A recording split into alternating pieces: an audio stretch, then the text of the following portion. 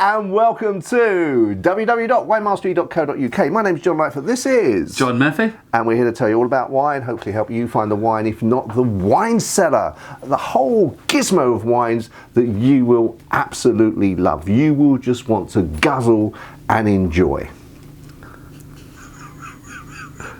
I'm with you. Okay. So, in this episode, we're going to be tasting and looking at a bottle of Albret. It's Cabernet Sauvignon and Merlot blend. Yep.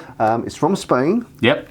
So, I'm really looking forward to this one because it's not sort of like it's not a normal. Well, I say normal. I'm sure it is in Spain, but it's not sort of like the Tempranillo or the other typical wines you get from. Yeah, well, when you think about Spain, you also, I mean, obviously Rioja we've spoken many times about my obsession with Rioja, but generally you do associate Spain with the Tempranillo or the Grenache grape.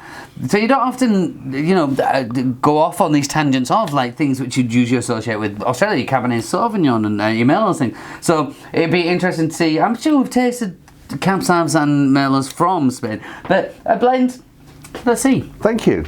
You're welcome. It's got a nice, rich colour. It does, yeah. It's not ranchant, but it's.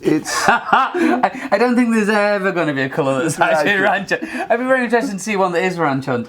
But yeah, it's got that really nice depth, hasn't it?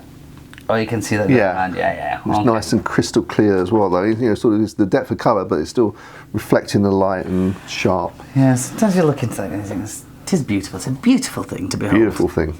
Okay. And they say you eat with your eyes. Yeah, no, it's very true.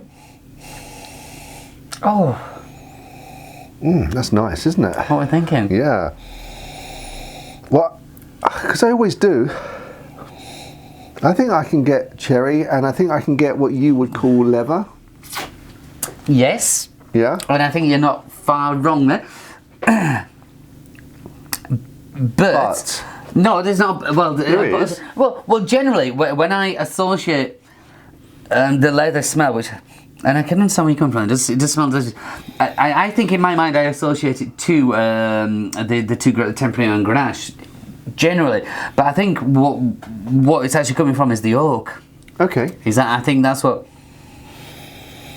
So wood does that for you.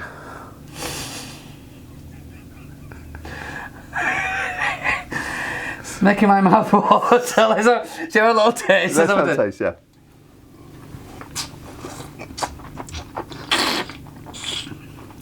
Wow.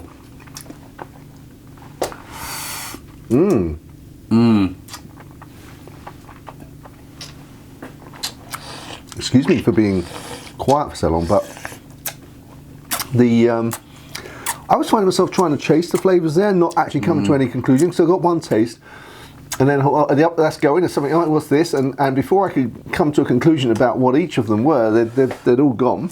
Been and done. Yeah, been and done their bit. But I've got sort of like, I guess, red fruit. I still think of it as cherry. No.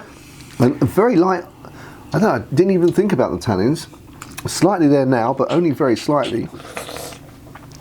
Okay, for me, I'm getting massive big starter. Like you said, starter gun's gone. The head now is big beastie, big black dark fruitiness, which then leads on to the tannins. And the tannins I was a little bit worried about because bloody hell, with that size of wine, the tannins were coming through pretty harsh, but then suddenly the tannins kind of just went petered out, and then you're left with this really light red fruity kind of, which I would assume is the cherry you're getting. But then you're just left with that, so it's ticking a lot of kind of boxes. It's an intro. Excuse me again. That is interesting because that's not just a wine. That is the wine. That's an experience. Yeah. If, without being pretentious or anything, that really is everything going on. And then for me, that's really working. That is. Did you say it's a complex wine, but it's not sort of over the top robust. So your palate's being saturated or bombarded, because it rolls on. So you're getting these different tastes. And you're constantly looking again, like you said, what's that? But it's like you said as well, what one bit came and they did their job, and then it's like, off, down, next one, and they all came, have done that. Yeah. But, you know, wines we've tried before, you can put down to one-dimensional and, you know, not complex. That's the opposite. That is a wine that commands respect. Yes. If someone was handing that around at a party, I'd be back for the second glass, definitely. Yeah, that is delicious. And in terms of matching this with something to eat, would you use... You'd have to go big. Yeah? You'd have to go big. And then that would have to be... for me personally, you'd have to be looking at some big beefy and casserole goulashy. I know it sounds a bit odd, but goulashy style. Well, it sounds odd because we're in the summer. Right, it's quite right now it's outside. very sunny. But no, it would be... Yeah, you need a big beefy dish with that. And that would be beautiful. Yeah. It could hold up. Yeah, I've said it before and I'll say it again though. You can imagine how people can get carried away with the matching of the foods and drinks. And this is like just thinking about that now. You know, that delicious wine, and my mouth's watering just thinking about having that big goulashy, beefy kind of stew. Having those two together with good friends, good, you know, good company. You'll have to do, John. But no, the whole thing would be delicious. Yeah. What about cheese? Oh, cheese. Oh. Let me think. I'd definitely match this with a blue. It's just which blue? We're going Cashel blue for one. Cashel blue. Yeah, that'd be an Irish. Irish. And to be fair, it's quite a gentle blue. So I don't know why. I just think that would work very well. Yeah. Yeah, definitely. Okay. Yeah, we'll give that a go. Now this, it so happens, is available from your establishment, isn't it?